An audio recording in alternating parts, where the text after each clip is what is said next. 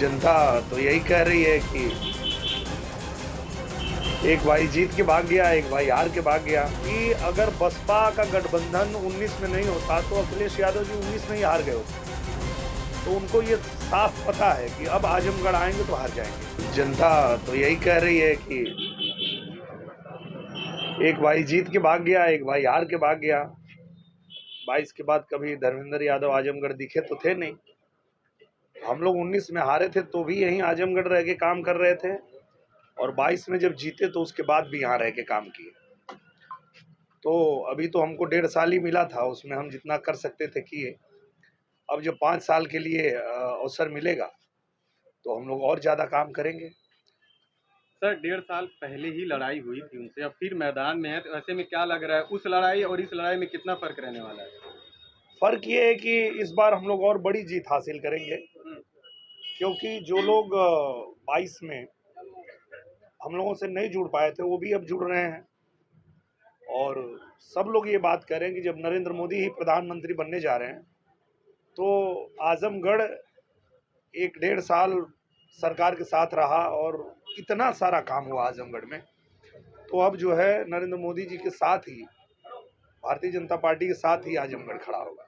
Sir विपक्ष के लोग लगातार निशाना साधते रहते हैं यहाँ पर, वैसे में कह रहे हैं कि वादे दावे बहुत करते हैं लेकिन धरातल पर कुछ होता नहीं।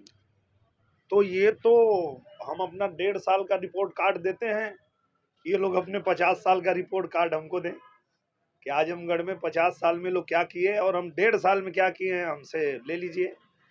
और ये कोई छुपा थोड़े है। अगर रासेपुर तितरा का मार्ग बना है तो बना है, रौना पार बिलरियागंज मार्ग बना है तो बना है, एयरपोर्ट का उद्घाटन हो गया तो वहाँ से जहाज शुरू हो गई, विश्वविद्यालय बन के खड़ा हो गया है, संगीत महाविद्यालय बन गया है।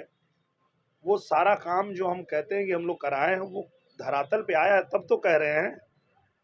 और अगर पहले भी इनको मौका मिला था 19 में, तो ये क्या करके गए हैं 4.5 साल में, उसका रिपोर्ट दे दें।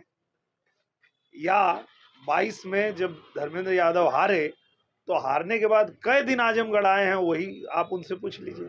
सर भैया भाभी का इंतजार था, ऐसे में छोटे भाई आ गए हैं, तो क्या लगता है अखिलेश जी क्यों आजमगढ़ को फिर से नहीं चुने?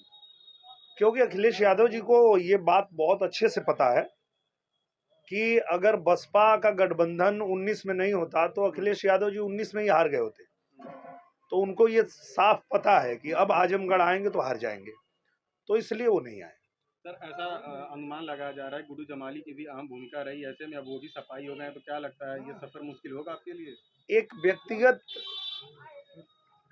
किसी के जाने से कोई फर्क इसलिए नहीं पड़ता है कि अगर बसपा पूरा गई होती, बसपा के साथ हुआ होता गठबंधन, तो लगता कि हाँ भाई वो मजबूत हो गए।